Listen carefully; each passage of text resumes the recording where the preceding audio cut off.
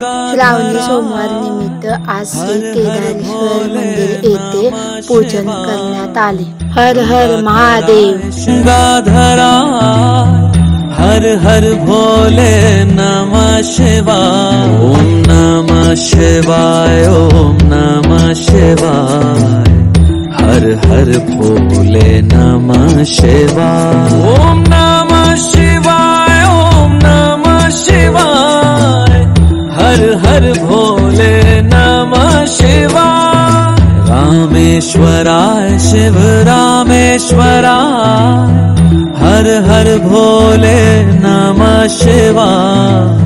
रामेश्वराय शिव रामेश्वराय।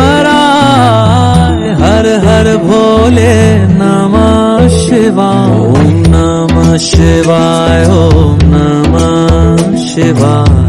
हर हर भोले नमः शिवाय। ओम नमः शिवाय ओम नमः शिवाय।